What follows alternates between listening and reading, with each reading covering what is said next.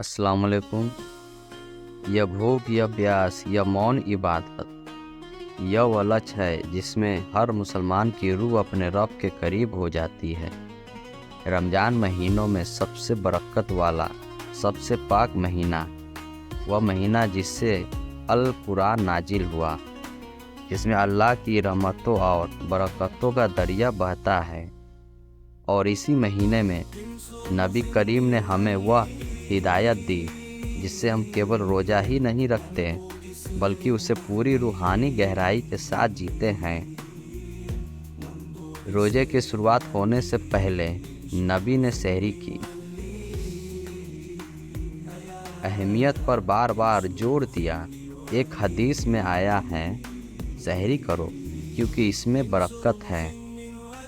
यह सिर्फ खाने का नाम नहीं था बल्कि एक रूहानी अमल था, एक ऐसा पल जिससे मुसलमान अपने दिल की शुरुआत अल्लाह की याद, दुआ और भरोसे के साथ करता है।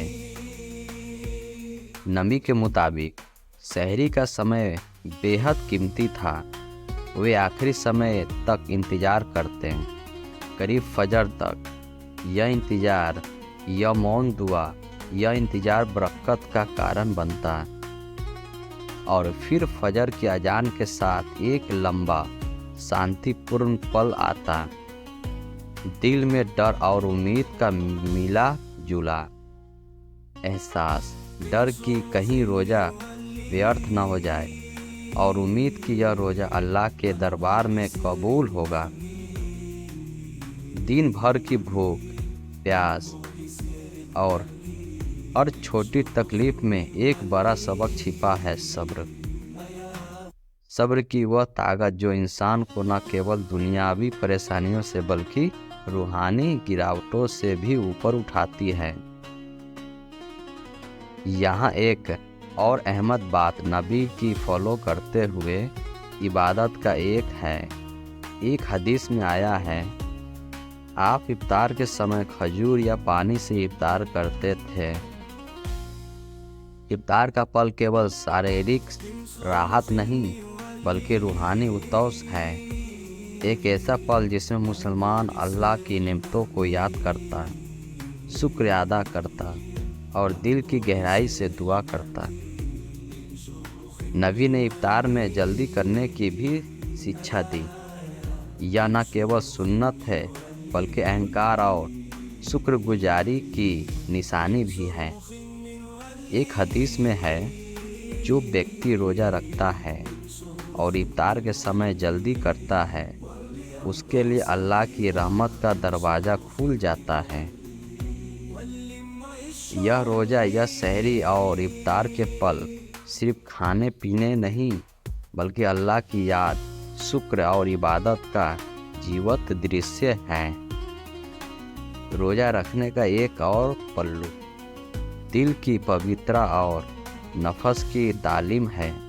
नबी फरमाते हैं, रोज़ा केवल भूख और प्यास से नहीं बल्कि फालतू बातें, झूठ, गिबत और गलत हरकतों से भी दूर रोकने का नाम है। यह रोज़ा इंसान को अपने भीतर के शैतान से लड़ाता सिखाता है, सब्र की ताकत देता है और दिल को नरम करता है। सहरी और इफ्तार के समय नबी की दुआएं भी हमारे लिए मार्गदर्शन हैं। वे इफ्तार करते समय यह दुआ पढ़ते, ए अल्लाह, मैंने तुमसे रोज़ा रखा, तुम पर ईमान लाया, तुम पर भरोसा किया और तेरे रिज़्क़ से इफ्तार किया।